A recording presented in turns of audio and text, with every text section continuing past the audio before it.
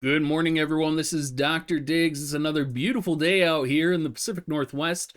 Today, we're going to be talking about Titus and all of the relevant information you need to know about him and how he compares to the current units in global right now.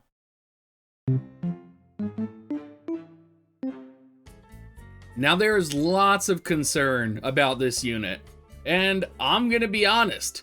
He's your new god. I'm just kidding. He's fucking strong though. So let's go ahead and talk about what makes him so gosh darn powerful. His primary job is of course going to be Ace, Blitz Ace. He's going to have access to Paladin and Samurai Sub, which is going to be pretty powerful. He's a water element unit. Primary weapon Sword, and he can equip hat, clothes, and accessories. His TMR, HP 282, Defense 7, Agility 5, critical hit rate 10, which is very relevant. And the TMR skill Warming Up increases critical hit rate 30 for 3 turns to self, increases critical damage by 30 for 3 turns to self. Now, we're just going to remember these numbers because critical hit rate is going to become pretty important when we are talking about Titus. So we're just going to start counting 10, 40, and then he has another 23 on his board. So we're already at 63 critical hit rate. We'll come back to this. His mastery ability increases HP 10% for water allies, increases attack 15% for water allies, and increases defense penetration 20 for self.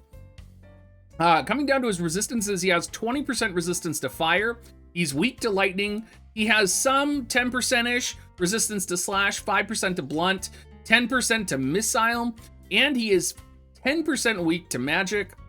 His limit burst, which is very powerful, Ace of Blitz, is a 205% damage modifier attack. What makes this powerful though is that it is a 4-hit limit break. And Titus also has the capability to break his damage cap on his own. So Titus is going to be a very relevant raid unit when he comes out. And since he's given to everyone for free, a lot of people are going to have him and be using him. In terms of his base stats, not a single number 1 on here, which is pretty surprising because you would think that at level 120 he would have stats that would be higher. But his base HP is 2519, that puts him in 9th place. Attack 286 puts him in 7th place. He does get an additional 20% attack for himself and plus 47 attack, so it does put him pretty high up there. Agility 59, and he gets an additional 8 agility as well. Gonna put him in the realm of about 67 agility, which is gonna be about 6th fastest units in the game for base agility. Dexterity at 157 is 25th highest, and luck is 163 at 13th highest. Overall, pretty good. He does get additional plus 65 luck as well, so he is gonna be reasonably good for evasion and accuracy, along with that dex that he has. Pretty high up there. Of course, what would this review be if I didn't show you guys his limit burst though? I know a lot of you guys are familiar with Key Sang. He's a JP YouTuber. He does let us use his videos on my channel, so here we go.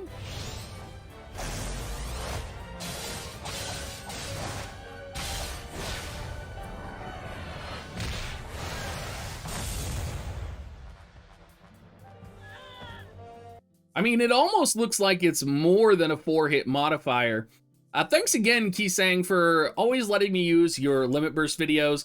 If you guys do want to see more of the other units and JP units that have Limit Burst that I haven't done reviews on, you can always check out his channel. It's permanently in my description, so you can always find it whenever you want. Let's take a look at his abilities, and we're going to see some new abilities here called EX buffs as well. EX buffs are permanent buffs that are unlocked on the ability board when you do surpass level 99. So these are like passive abilities that are permanently on your character. In terms of passives, his primary job does give him an agility plus 12%, critical hit rate plus 20 for self. Now remember, we were at what, 61% before? I think we might have been 67. But either way, this is putting him into the 80s, right? Assuming it's 61. This is putting us into the 80s for critical hit rate right now. And some of his attacks are going to be critical hit rate based, so you are going to be setting this no matter what. You do have access to Blessing of the Holy Knight for defense 12, HP 12%. I think more likely, though, you're going to be setting Mark of the Sun for critical damage up 20 and attack plus 24% for self.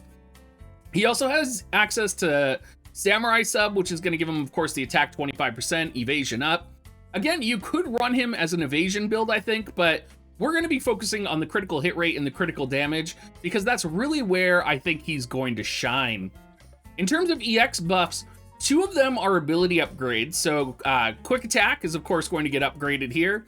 And then critical path enhancement for sphere shot or eject shot. Or no, it's sphere shot, sorry. Eject shot is a different move. And then he also has this increased damage limit, 2,000 for self, so that's going to be really relevant for rating. And then he just has a passive attack up 30%. His counters aren't that good.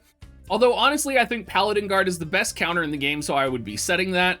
However, JP, there's a lot of units who are using magic now, so I could see Paladin Guard not being the best. I'm not an expert on the JP meta, but I could see this kind of fading out as more magic relevant and that new magic hand-to-hand unit do kind of emerge. In terms of primary abilities, this is really where we're going to start talking about critical hit rate. And not to mention, like, Jesus tier abilities. So his first attack, Critical Path, is basically your standard 121% modifier attack with a critical hit rate modifier of 35%. You're keeping track. The amount of critical hit rate that this gives, 35%, is going to put you well within the range of like 110, 120 potentially. That's if you don't have any VCs or an Esper on with a VC.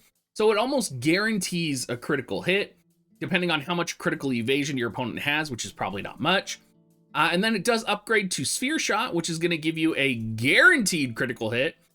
So the crit chance does elevate to 999%. That's pretty good, particularly if you consider that he's going to have a lot of critical damage enhancement on him. This attack could be really powerful. His buff, Peel, does give attack 40% for 3 turns to allies and defense plus 15 for 3 turns to allies. I mean, overall, that's great. And then he gets Hasteга. 42% increase in speed for 3 turns for allies. So he's really this buffing unit as well, being able to buff his allies around him for 3 turns. You could throw Hastega on, quicken him, throw attack and defense on. He's disgusting. I mean, it's really going to open up options, I think, in both live PvP, PvE. The 42% increase in speed is just so substantial.